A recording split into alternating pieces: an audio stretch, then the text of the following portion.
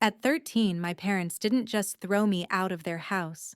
They packed my life into trash bags and erased me from their family. 15 years later, they came back with a lawyer, convinced my inheritance belonged to them. They didn't know they had already signed themselves out of my life forever. I was 13 when my parents decided I was no longer theirs. Not in the heat of an argument, not after shouting or tears or slammed doors. It was quieter than that, which somehow made it worse. The decision came on a Thursday night in Dayton, Ohio, when the house smelled faintly of bleach and overcooked pasta, and everyone was speaking in voices that were too controlled to be normal. "Pack a bag," my mother said, standing in the doorway of my bedroom. Her arms were folded, her expression already finished with the conversation. "You'll be staying somewhere else for a while." I looked up from my homework. "Where?" She didn't answer. My father appeared behind her, filling the frame of the door like a wall. He didn't meet my eyes. He never did when something difficult was happening. Silence was his way of participating. "For how long?" I asked. My mother's lips pressed together. "That depends on you." I didn't know what that meant, but I nodded anyway. I had learned early that confusion was safer than resistance. I packed what I could fit into my backpack: clothes, a paperback novel, my science notebook. When the zipper refused to close, my mother sighed sharply and took over. "No, not like that." She emptied the bag onto the bed, then walked out and returned with 2 black trash bags. She didn't hesitate as she stuffed my things inside them. Shirts, jeans, socks. My notebook bent in half. The paperback disappeared under everything else. I stood there, useless, watching my life get sorted like garbage. "Shoes," she said. I slipped them off and handed them to her. When she was done, she tied the bags tight and set them by the front door. That was when I realized I wasn't coming back. "Am I in trouble?" I asked quietly. My mother looked at me for a long moment, as if deciding how honest to be. "You've been difficult," she said finally, "and we don't have the resources to keep fixing your problems." "I didn't know I was a problem," I said. She didn't respond. My older brother Ethan stood at the end of the hallway, leaning against the wall. He was 17, old enough to understand exactly what was happening. Our eyes met. He looked away. It started raining just as they opened the front door. My mother handed me the trash bags. "Wait here," she said. "Your uncle will come get you." "What uncle?" I asked, panic finally breaking through my careful calm. "The one who can handle you," she replied. The door closed behind me with a sound that felt permanent. The porch light stayed off. I stood there at first, then sat down when my arms started to ache. The bags were heavier than they looked. Rain soaked through my jeans, pooled on the wood beneath me. Cars passed. Headlights flared and vanished.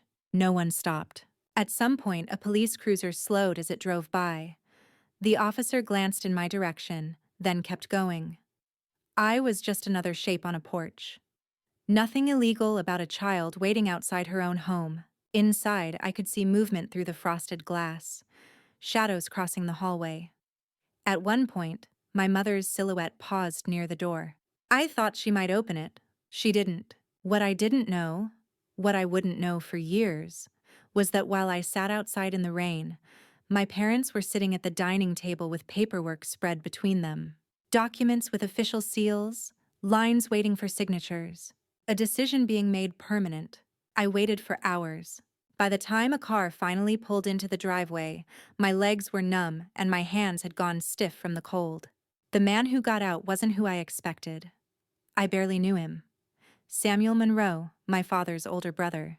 He looked startled when he saw me on the porch like that. He didn't ask questions. He picked up the trash bags, opened the passenger door, and then, carefully, like he was afraid I might disappear, he put his jacket around my shoulders. "You're coming with me," he said gently. "You're safe." I nodded, too tired to speak. As we drove away, I looked back at the house.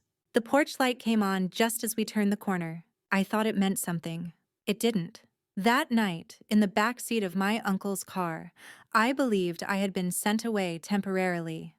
That I would go back once I fixed whatever was wrong with me. I didn't know I hadn't been sent away. I had been signed away. And the people who did it would spend the next 15 years pretending they hadn't. until the consequences found them.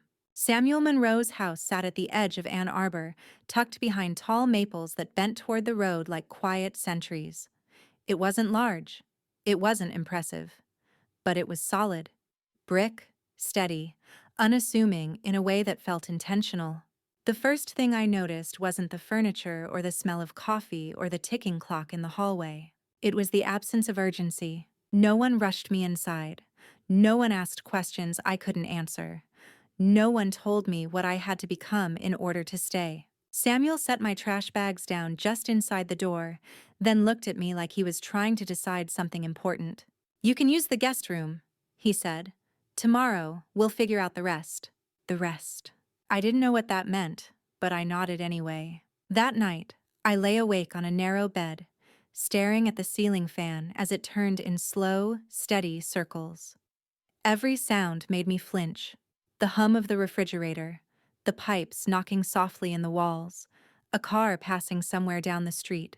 I kept waiting for the moment when someone would knock and say there had been a mistake. No one came. In the morning, Samuel was already up. The kitchen smelled like toast and burnt coffee. He slid a plate toward me without ceremony, then sat across the table with a folded newspaper. "You'll start school here next week," he said, as if this had always been the plan. "I called the district. They'll need your transcripts." I froze mid-bite. "I didn't bring anything." "That's fine," he replied. "We'll get them." No sigh, no disappointment, no reminder of inconvenience. I ate slowly, afraid that if I finished too fast, I'd be sent back to waiting. Over the next few days, I learned the rules of the house, or rather, the lack of them. No yelling, no locked doors, no inspections of my behavior. Samuel left early for work and came home tired but calm. He never asked where I'd been every minute of the day. He never checked my phone. He never reminded me how much things cost. I didn't know how to live without those pressures. I cleaned compulsively, apologized constantly, asked permission for things that didn't require it, using the shower, opening the fridge, sitting in the living room. After the third apology in one afternoon, Samuel finally said something. "You don't have to earn space here," he told me gently. "You already have it." I nodded. I didn't believe him. School was different. Teachers said my name when I raised my hand. Counselors asked what I wanted to study instead of what I should settle for. When I mentioned science, no one laughed or redirected me towards something more practical. I waited for my parents to call. They didn't. Weeks passed, then months. Samuel never filled the silence with explanations. He didn't badmouth them. He didn't defend them either. He let their absence exist, unsoftened, which somehow made it louder. One night, while sorting mail at the kitchen table, I finally asked the question that had been burning a hole in my chest. "Did they say anything?" I asked. Samuel paused, an envelope half open in his hands. "They said you'd be better off here," he replied. It wasn't comfort, but it was honest. At 13, honesty felt like oxygen. I threw myself into school like it was a test I couldn't afford to fail.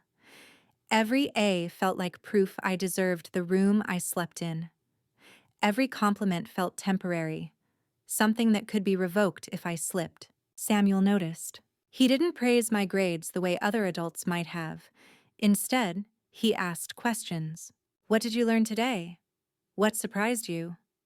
What made you uncomfortable?" No one had ever treated my thoughts like they mattered. One evening, he showed me a spreadsheet on his laptop.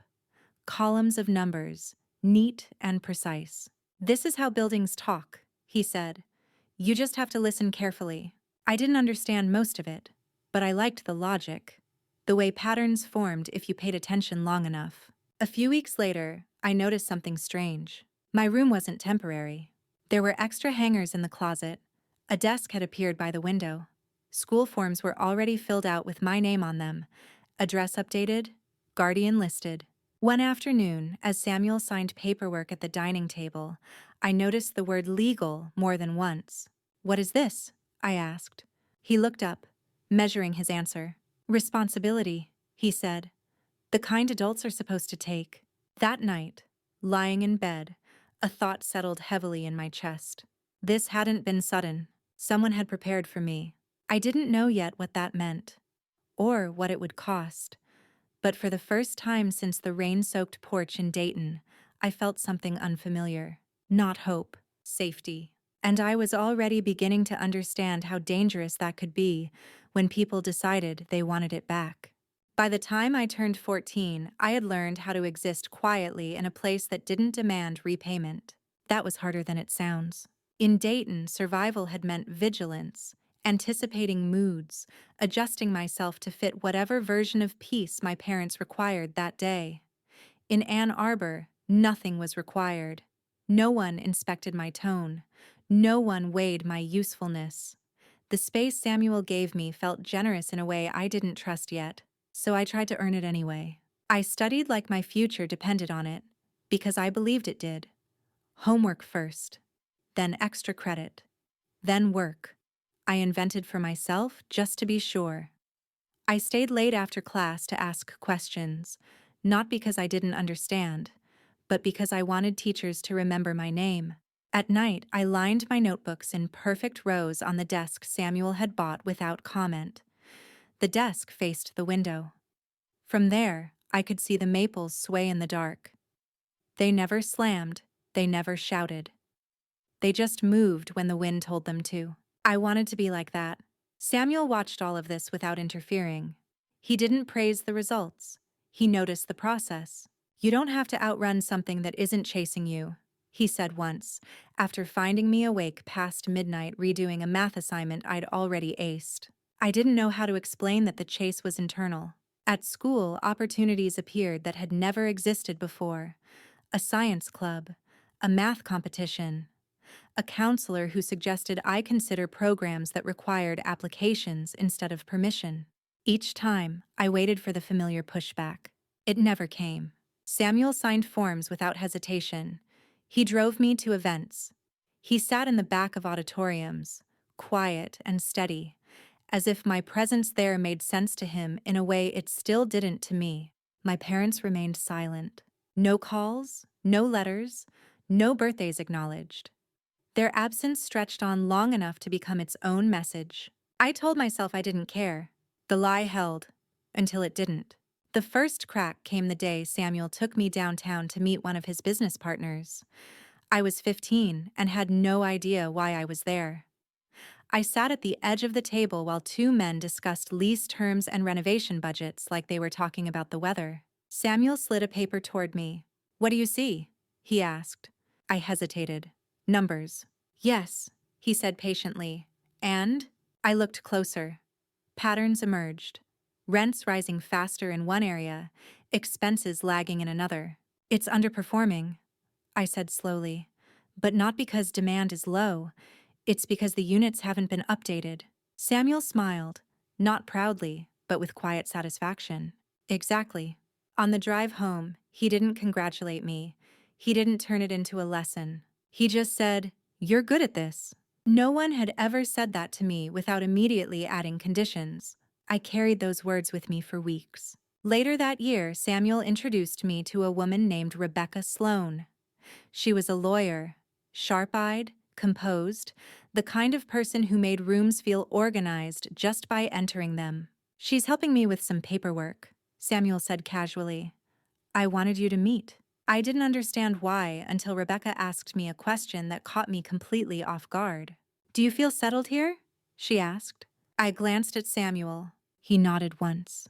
"Yes," I said, surprising myself with how quickly the answer came. Rebecca smiled. "Good." They spoke in careful language after that. About timelines, responsibilities, protections. Words floated past me without landing. I was still too young to understand what was being built around me, but I understood the feeling. Someone was thinking ahead. At 16, I won a regional science award. At 17, I was accepted into an early college program that let me take university courses while finishing high school. Each success felt less like triumph and more like confirmation that the girl left on a porch in the rain had not imagined her own worth. Still, I didn't let myself relax. I'd learned too early that stability could be revoked without warning. On the night of my high school graduation, Samuel handed me a small envelope. Inside was a single sheet of paper folded once. You don't have to become someone else to justify being here. You already are. I held it until the edges softened. By then, I knew two things with certainty. First, I was becoming someone my parents would not recognize. Second, if they ever did recognize me, it wouldn't be for the reasons I deserved. I didn't know yet that while I was building a future in Ann Arbor, brick by brick, number by number, another story was forming quietly elsewhere. A version of me told by people who needed me to be something smaller, something convenient, something disposable. And one day, those two versions would collide. Not because I went looking for them, but because success has a way of making the past remember your name. The first time I heard the lie, I didn't recognize it as a threat. It came wrapped in concern, delivered casually over coffee by someone who had known Samuel longer than they had known me. "She seems very involved," the woman said, stirring her cup slowly. "Especially considering how young she is." Samuel didn't react. Neither did I. At the time, it sounded like curiosity, nothing more. But curiosity has a way of hardening when it's repeated. By the time I was 22, I had graduated early and moved into a small apartment near Detroit, close enough to commute but far enough to feel independent. I worked during the day, studied at night, and spent weekends helping Samuel review numbers he didn't strictly need my help with. People noticed. They always do when someone rises quietly. That was when the whispers started to take shape. "She's influencing him. He's not the same since she moved in." Family situations like that can get complicated. No one said my name directly. They didn't have to. I could feel the outline of myself being redrawn by people who had never bothered to learn me. Samuel heard it too. He never brought it up. But I noticed the way he watched people more closely at gatherings now. The way his tone sharpened slightly when someone asked about me as if I were a variable, not a person. One night, as we were leaving a fundraiser, a man I barely knew shook Samuel's hand a little too firmly. "You're very generous," he said. "Some people might say too generous." Samuel smiled politely. "People say lots of things." In the car, neither of us spoke for several minutes. Finally, I said, "Are they talking about me?" Samuel didn't hesitate. "Yes." The honesty startled me. "What are they saying?" "That you're ambitious," he said. "That you're smart. And that those things make people uncomfortable when they don't know where to place you." I waited for the part where he reassured me. It didn't come. "Does it bother you?" I asked. He glanced at me. "It bothers me when people assume motives they don't understand." That was as close as he came to defending me out loud. The next lie came from closer to home. An email arrived from a distant relative I barely remembered. A woman who had once babysat me when I was small. Her message was polite, almost warm. "I heard things were tense between you and your parents," she wrote. "Families heal best when everyone takes responsibility." I stared at the screen. Tense. As if I had been the one to leave. As if the story had somehow flipped itself inside out. I forwarded the email to Samuel. He read it once, then deleted it without comment. "They're reaching," he said. "Who's they?" I asked. He didn't answer. The truth came out a month later, accidentally. I was at a conference in Chicago, sitting in on a panel discussion when a woman beside me leaned over. "You're Isabel, right?" she asked. "Yes." She hesitated. "I didn't expect you to be so normal." I blinked. "What were you expecting?" She flushed. "I'm sorry. I shouldn't have said that. It's just..." She stopped herself. I smiled, the way I had learned to when something uncomfortable needed to end quickly. But the words stayed with me. Normal compared to what? That night, back in my hotel room, I called Maya Alvarez, my closest friend, the one person who had known me long enough to see the patterns forming. "They're rewriting me," I said. Maya didn't pretend not to understand. "People do that when they're threatened." "By what?" "By the fact that you didn't turn out the way they needed you to." A week later, Samuel collapsed at work. Not dramatically. No warning. Just dizziness that turned into a hospital stay and a diagnosis he tried to soften with jokes. "Nothing immediate," he said, "but nothing to ignore either." The timing was cruel in its precision. As soon as word spread that Samuel was ill, the lies grew sharper. She's isolating him. He's vulnerable. Someone should step in. Step in, as if I were something that had crept in unnoticed. I sat beside Samuel's hospital bed one evening, watching the machines measure his breathing, his heart, his presence in numbers. Did I cause this? I asked quietly. He turned his head toward me, eyes clear despite the exhaustion.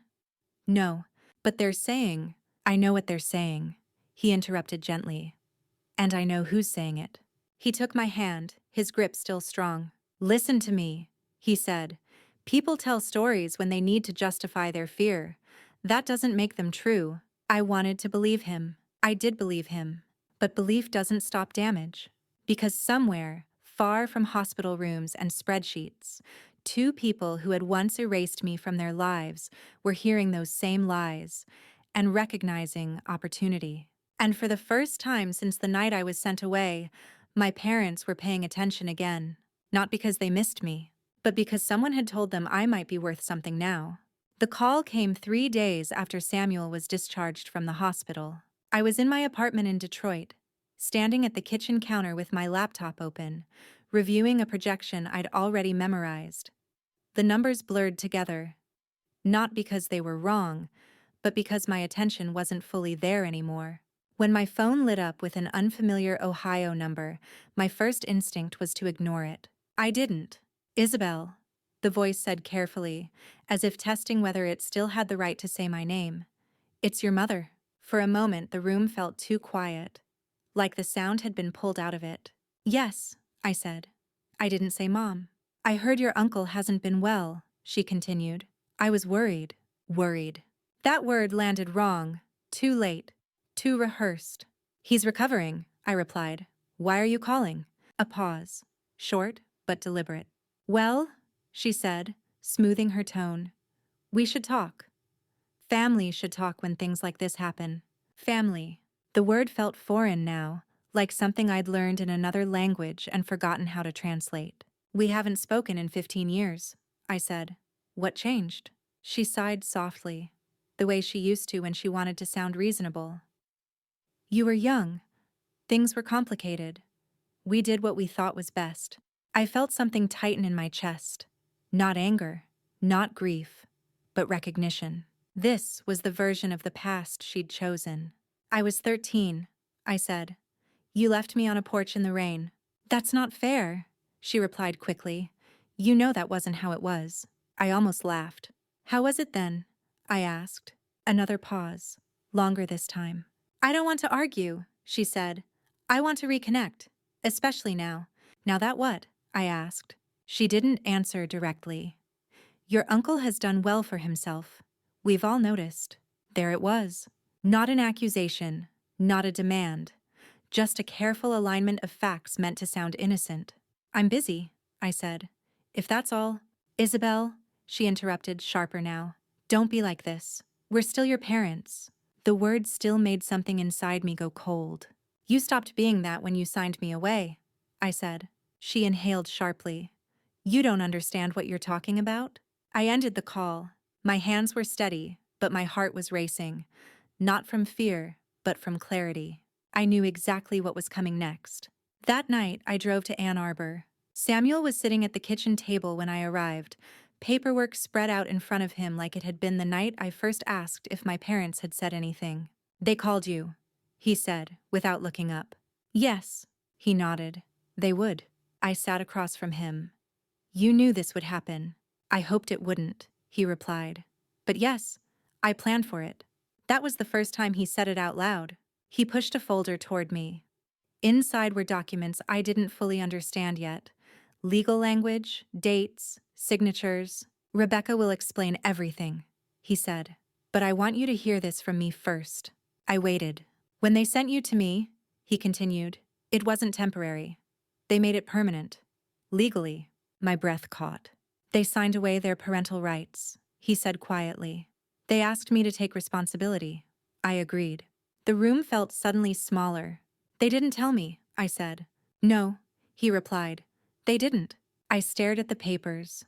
Lines, stamps, proof. I was 13, I whispered.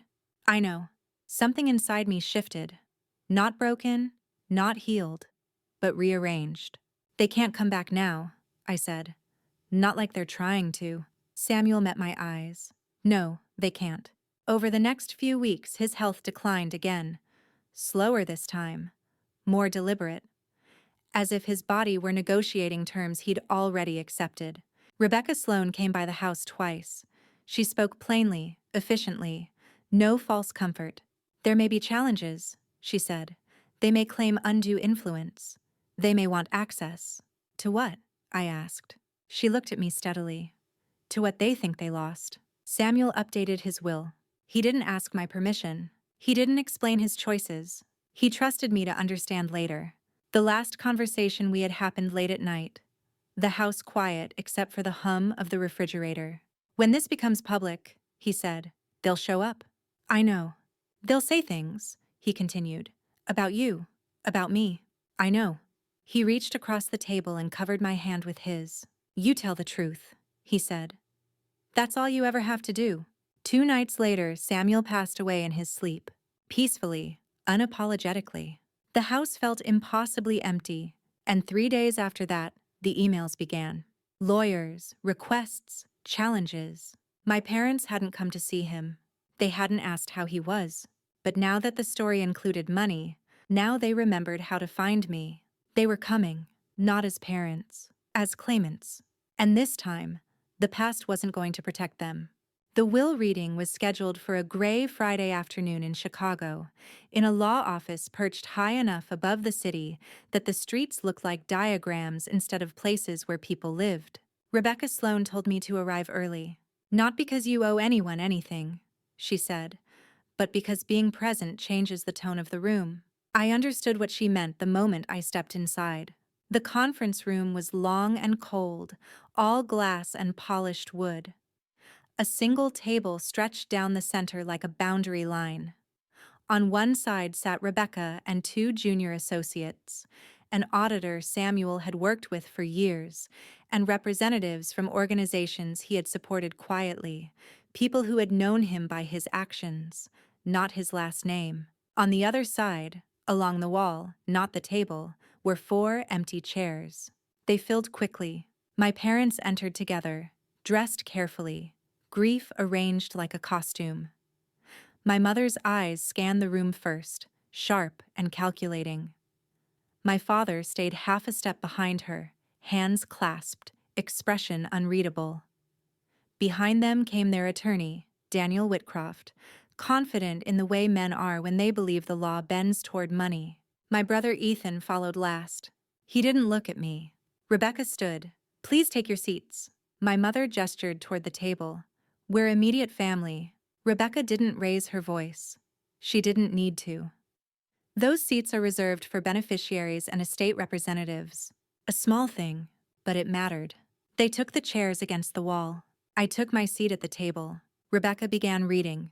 Formalities first. Identity. Dates. Confirmation of sound mind. She referenced a psychiatric evaluation conducted weeks before Samuel signed the document, establishing full capacity and independence. I saw Whitcroft's jaw tighten. Then came the inventory. Properties, accounts, assets. Numbers were read aloud without drama. They didn't need it. I heard my mother inhale sharply. I didn't turn to look. Rebecca turned the page. Article 5, she said, regarding Paul and Catherine Monroe. My parents straightened. I make no provision in this will for my brother Paul Monroe or his wife Catherine, Rebecca read evenly, for reasons I wish entered into the record. My mother stood up. This is unnecessary, she snapped. We're here to hear the will, not be humiliated. Rebecca didn't pause. She didn't acknowledge the interruption. On July 18th, 2010, she continued, Paul and Catherine Monroe executed a voluntary relinquishment of parental rights for their minor daughter, Isabel Monroe, transferring full legal guardianship to me. The room went still. My father's face drained of color. My mother's mouth opened, then closed. What does that have to do with anything? She demanded. Rebecca finally looked at her. It establishes standing, she replied. She slid a document across the table, a certified copy, stamped and sealed. By terminating their parental relationship, Rebecca continued, Mr. and Mrs. Monroe severed any legal familial connection through Isabel. As such, they have no basis to contest this will on grounds of family inheritance. That's not true, my mother said, her voice rising. Blood doesn't just disappear. Rebecca's voice remained calm. Legally it does. Whitcroft shifted in his seat. Rebecca turned another page. Article 7, she said. I felt my pulse in my ears. I hereby bequeath the entirety of my estate, she read, to my legally adopted daughter, Isabel Monroe. The word adopted landed like a physical blow. My mother staggered back into her chair. Adopted? My father whispered. Since when? September 12, 2012, Rebecca replied, finalized in Washtenaw County. No consent required, as parental rights had already been relinquished. My brother Ethan looked up then. For the first time since entering the room, his eyes met mine. I didn't know what he saw there. I only knew I wasn't the person he remembered.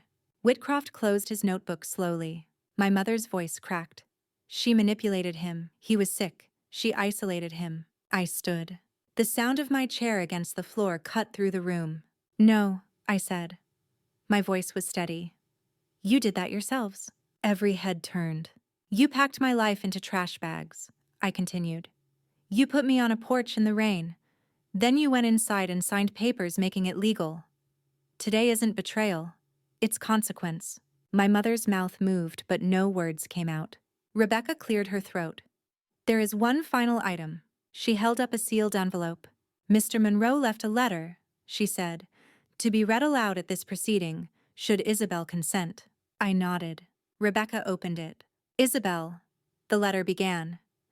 If this is being read, then the people who failed you have finally arrived looking for what they never earned. My mother let out a sound, half gasp, half protest. Rebecca continued, You were never a burden. You were a responsibility I chose. Everything that follows is not a gift. It is trust. The room felt smaller.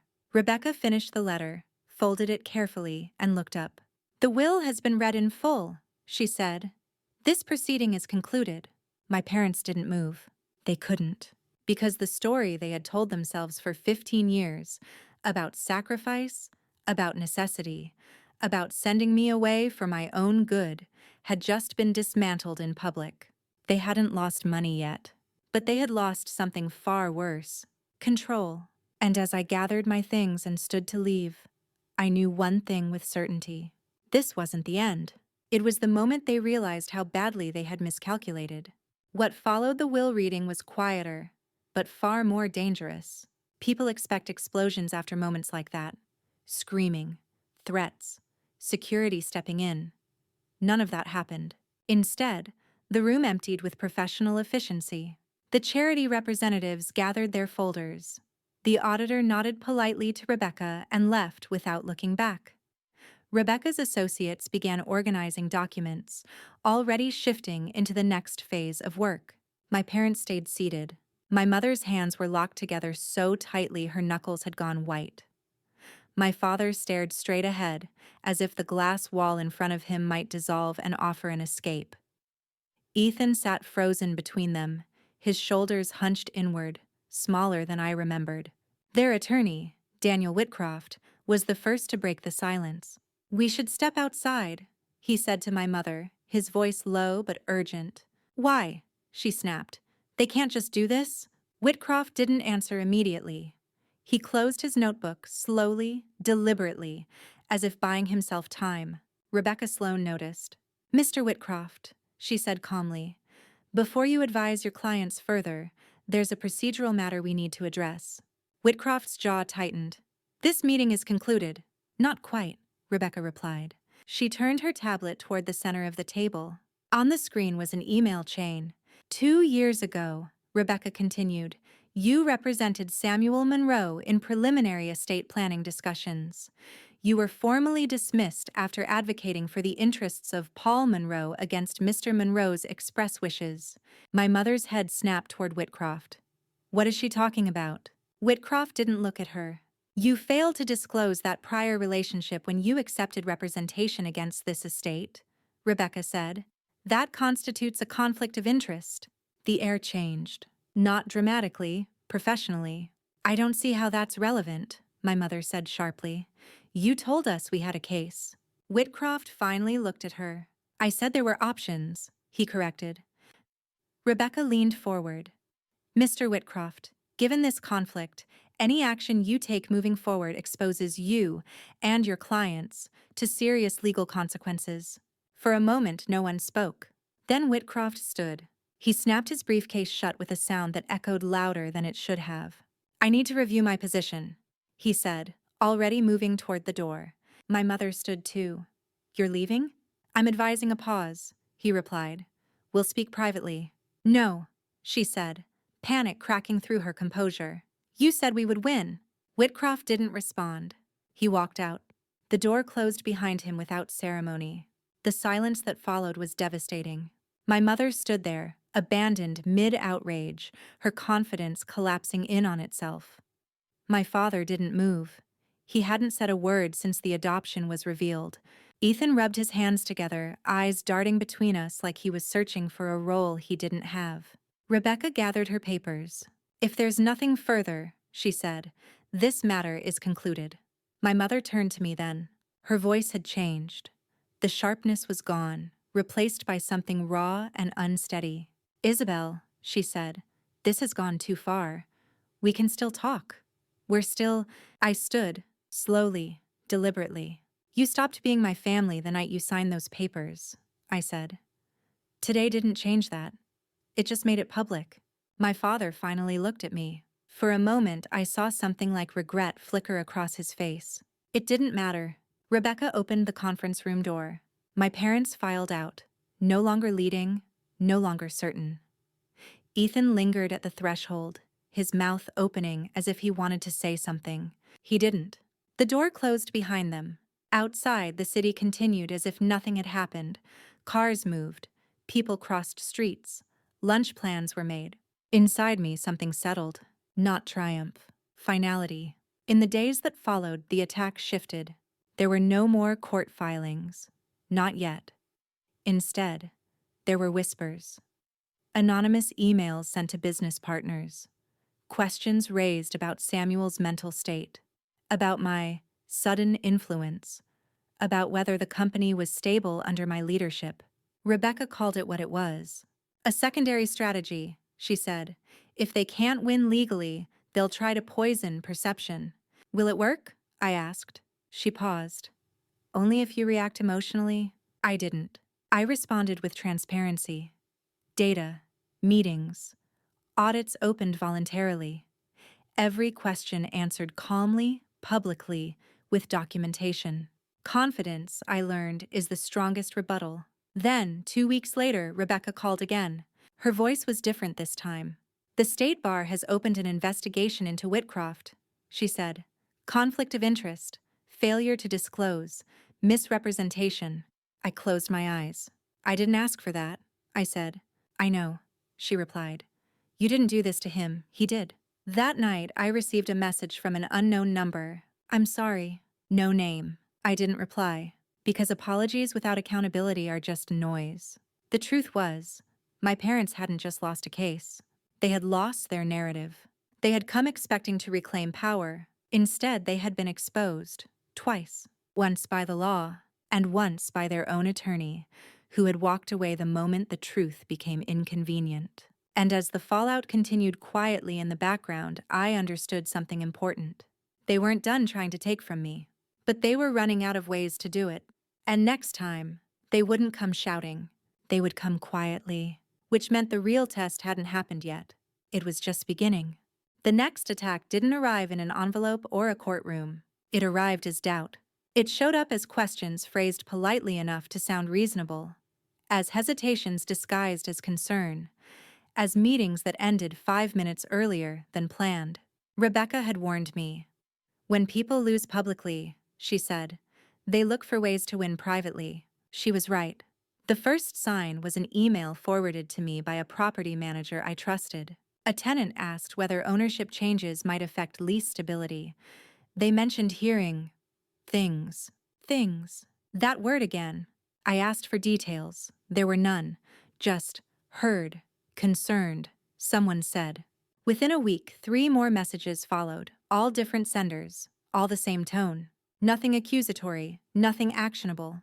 Just enough smoke to make people glance for fire. Rebecca and I met the next morning.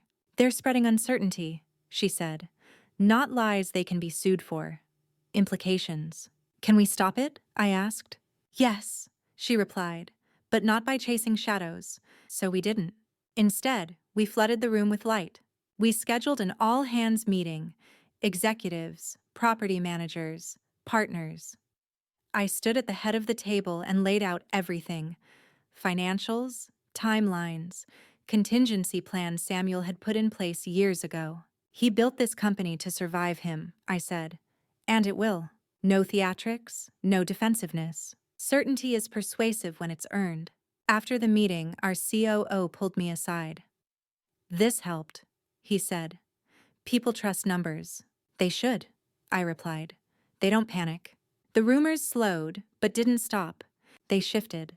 Anonymous messages appeared in comment sections. A blog post surfaced, speculating about questionable inheritances without naming names. A LinkedIn post hinted at young executives inheriting more than responsibility. Rebecca cataloged everything. Patterns emerged.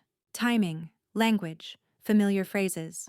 "This isn't random," she said. "Someone's coordinating." We traced it back quietly.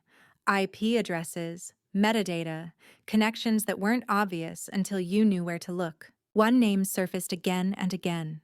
Daniel Whitcroft, the attorney who had walked out. He hadn't contacted my parents again. At least, not directly. But his fingerprints were everywhere. Ideas he'd planted, strategies he'd outlined, language he favored. Rebecca leaned back in her chair. "We could ignore this," she said. "Or we could end it." "How?" I asked. "By doing nothing," she replied. "Publicly." Privately, she drafted a complaint to the state bar. Not emotional, not vindictive. Just facts. Conflict of interest. Failure to disclose. Misrepresentation to clients. A documented history of advising one side, then switching to attack the same estate. I didn't ask to see it. I didn't need to. 2 weeks later, the noise stopped. Abruptly. No farewell, no apology. Just silence, like a radio switched off mid-sentence. Rebecca called me that afternoon. "The bar has opened a formal investigation," she said. "Whitcroft's license is suspended pending review." I exhaled slowly. "Did I cause this?" I asked. "No," she replied without hesitation. "You refused to protect him from consequences. That's not the same thing." That distinction mattered. The quiet that followed was different from before. It wasn't tense. It was empty. And into that emptiness came something I didn't expect. A letter. Handwritten, no letterhead, no lawyer. Just my name on the envelope. I recognized the handwriting immediately. "Ethan." I didn't open it right away. I left it on the counter overnight. Like a test I wasn't sure I wanted to pass. In the morning, I made coffee. Sat down. Opened it. "I don't know how to start this," he wrote. "So I'll just say it." I knew. My hand stilled. I knew they were signing papers that night. I didn't know exactly what they said, but I knew it wasn't temporary. I told myself it wasn't my responsibility to stop it. I read on. I've spent years telling myself I was a kid too, that I didn't have power, that staying quiet was safer. The words were careful, unembellished. Watching everything unfold made it clear how wrong I was. He didn't ask for forgiveness. He didn't mention money. He didn't defend our parents. "I don't expect a response," he wrote. "I just needed you to know that someone remembers the truth."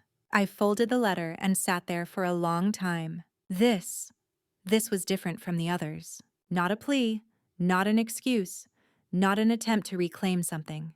Just acknowledgement. That night, I called my therapist. "What do you want to do?" she asked.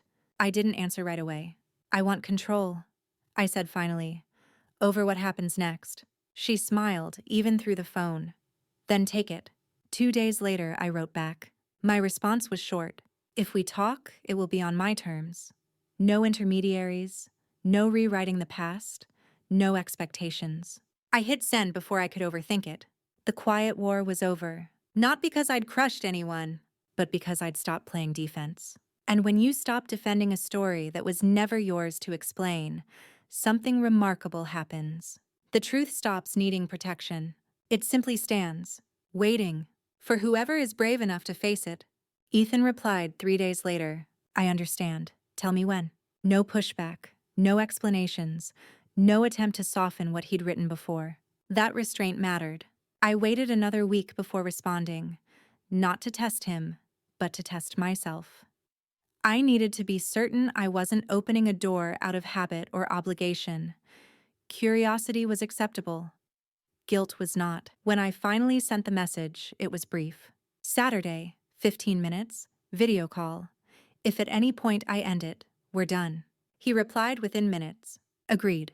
On Saturday afternoon, I sat at my dining table with my laptop open, the room quiet except for the low hum of the heater. I positioned the camera carefully, not to look composed, but to feel grounded. Feet flat on the floor, shoulders back, breathing steady. At exactly 2 p.m., the screen flickered. Ethan appeared. He looked older than I remembered. Not just aged, worn. There were lines around his eyes that hadn't been there when I last saw him in the hallway in Dayton, leaning against the wall, choosing silence. "Hi," he said. "Hi." Neither of us smiled. "I wasn't sure you'd show up," he admitted. "I almost didn't," I said.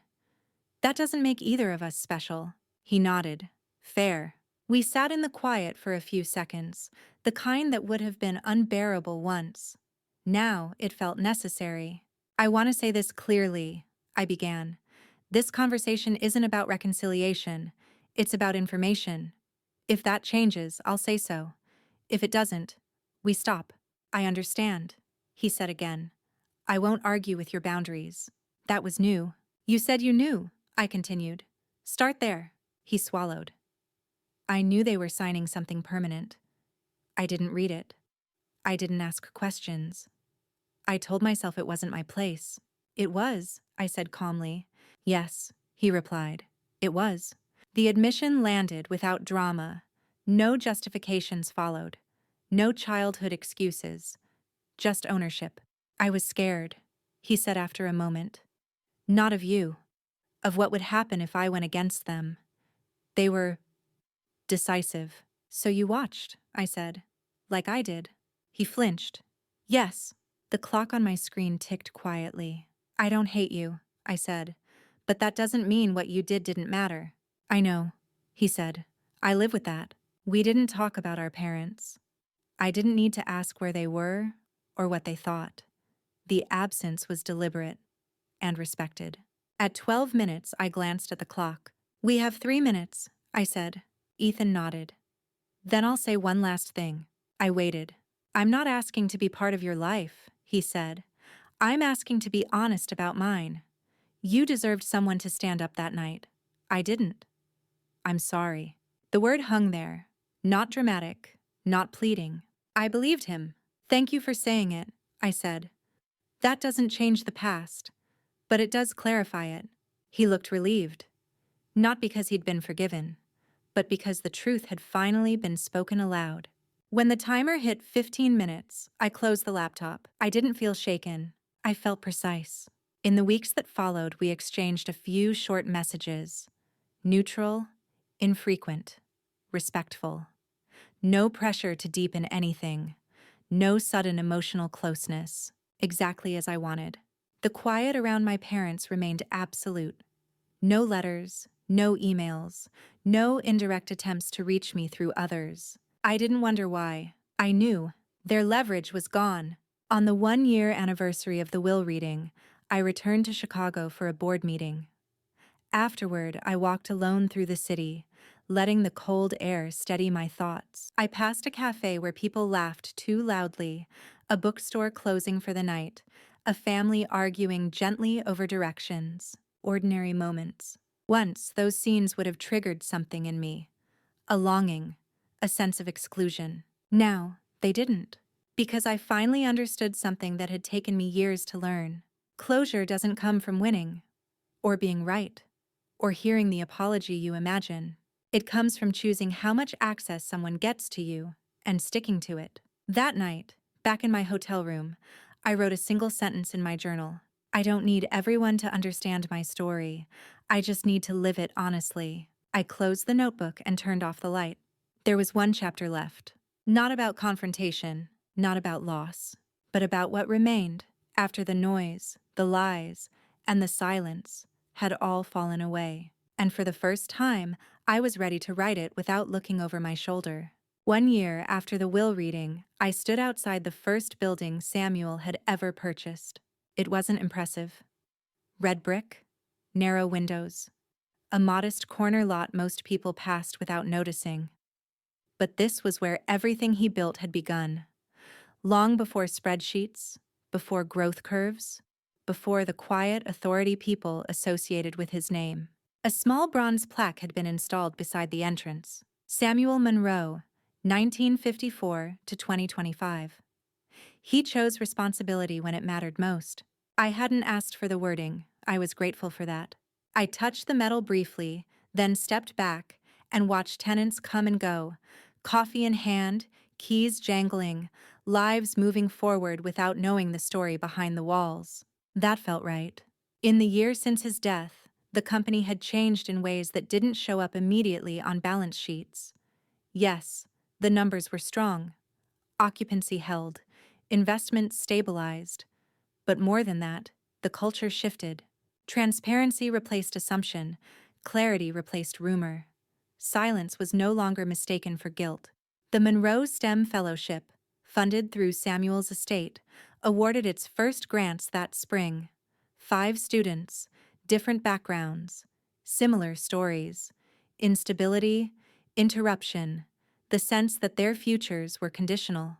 When I read their essays, I recognized the careful restraint in their words, the way they tried not to ask for too much. I approved every one of them, not because I saw myself in them, but because someone once saw me. Ethan and I still spoke occasionally. Brief messages, infrequent calls, no expectations, no performance of closeness. We weren't rebuilding what had never existed. We were acknowledging something new and letting it stay small. That was enough. My parents never reached out again. I didn't block them. I didn't need to. Their silence felt different this time. Not strategic, not manipulative. Finale. And I didn't grieve it. One evening, sitting alone in my apartment, I found the folded note Samuel had given me years earlier, tucked into the back of a drawer. You don't have to become someone else to justify being here. I realized something then. For most of my life, I had been trying to prove that night on the porch wrong, trying to outgrow it, outperform it, silence it with success. But the truth was simpler and harder. That night didn't define me. It revealed the people who would not walk with me any further. And that knowledge, painful as it was, had freed me sooner than I understood. Peace didn't arrive as relief or happiness or triumph. It arrived as permission. Permission to stop explaining. Permission to stop defending. Permission to let certain stories end without rewriting them. Family, I learned, is not the people who insist on you when you are valuable. It is the people who choose you when you are inconvenient. And sometimes, the bravest thing you can do is choose yourself, quietly, without witnesses, without needing anyone else to agree. I left the building as the sun dipped lower, the city shifting into evening. Cars passed, lights flickered on. Somewhere, someone laughed too loudly. Life continued. And for the first time, I didn't feel like I was catching up to it. I was walking alongside it, unburdened.